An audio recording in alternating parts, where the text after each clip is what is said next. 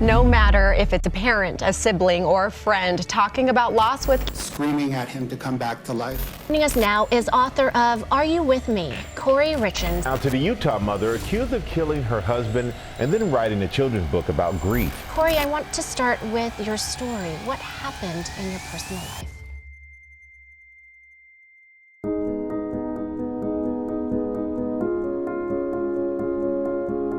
Camas, Utah, located on the backside of the Wasatch Mountains, is among one of the rapidly evolving high-end communities where first and second-time homeowners like the Richins can enjoy easy access to skiing, hiking trails, and the alpine lakes on the nearby Winter Mountains.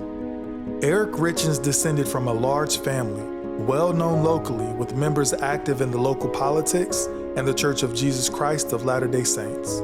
He would go on to meet his future wife, Kouri Richins, when she worked at the local Home Depot where he often shopped. He would come in my line all the time. You could never forget his laugh. And I love that laugh so much. I says, go over there and check out with her, so they did. Anyway, they ended up having a date. From then on, they were like glued to each other, it was perfect, I thought. Eric would soon become a successful businessman and marry Kouri. They were going to have 3 beautiful children. They lived in a beautiful home and seemed to have a happy life, but behind the scenes, things were not as they appeared. According to court documents, Kouri Richins had secretly taken out several life insurance policies on her husband, totaling nearly $2 million without his knowledge. She also allegedly stole hundreds of thousands of dollars from his bank accounts, credit cards, and business taxes. Eric Richins discovered his wife's financial fraud around September 2020 and confronted her about it. He also transferred his partnership interest in his business to a trust and designated the trust as the beneficiary of the $500,000 life insurance policy. He did all of this without telling his wife. Around the same time, his wife Kouri started texting a person who had been arrested on drug charges, asking for prescription pain medication for an investor with a back injury. She received hydrocodone pills and then asked specifically for fentanyl, a powerful synthetic opioid that can be deadly in small doses.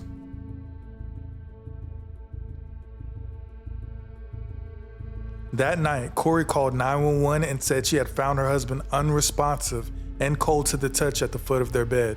She said she had made him a mixed vodka drink to celebrate him selling a home before going to sleep with one of their children who was having a hard time going to sleep. When the paramedics arrived, they pronounced him dead at the scene. A medical examiner later found that he had 5 times the lethal dosage of fentanyl in his system. Kouri told the police that she had no idea how her husband got fentanyl in his body. She said he had no history of drug use or abuse. She also claimed that he had been depressed and suicidal for months, but the police didn't buy that story. But more on that later.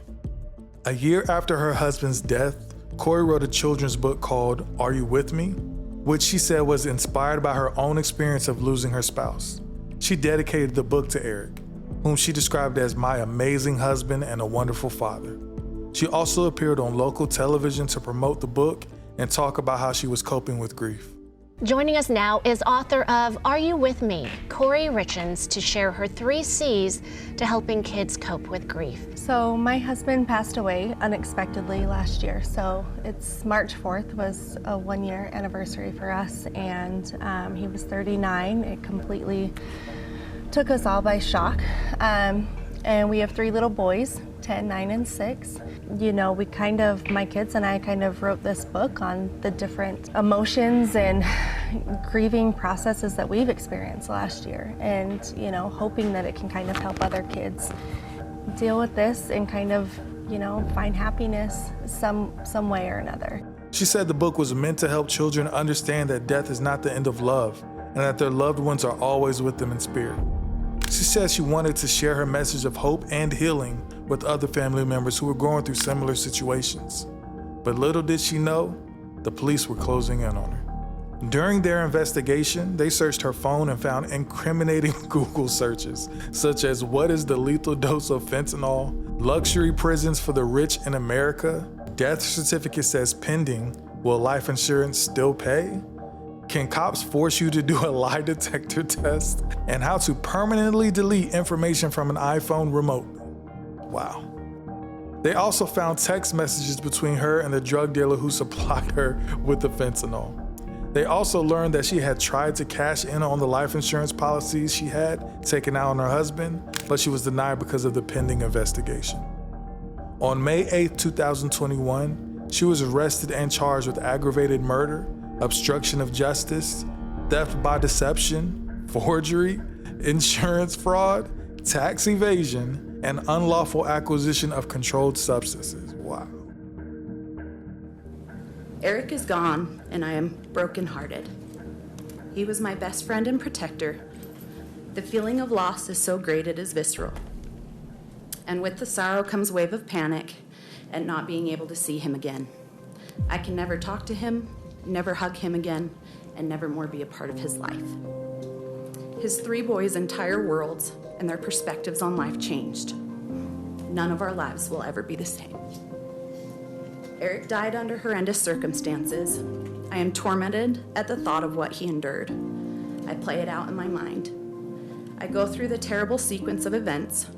I wonder when he realized he was in mortal danger. Why did Eric lose his life? Why did the boys lose their father? Was it because of Kouri's greed and desire to get life insurance and other assets? If so, that is abhorrent. I should also not forget to mention the multiple life insurances she has taken out on the boys. Her most recent business venture was authoring a children's book about how to help grieving children cope with the death of a parent. In this book, she had the audacity to use the boys' real names and even use their last family portrait. Her behavior gives me great concern, as she has exploited the boys for money and will likely do so again. Given the uniquely dangerous nature of fentanyl, which has been demonstrated tragically by events in Summit County, defendants' alleged conduct, as supported by substantial evidence, is especially dangerous.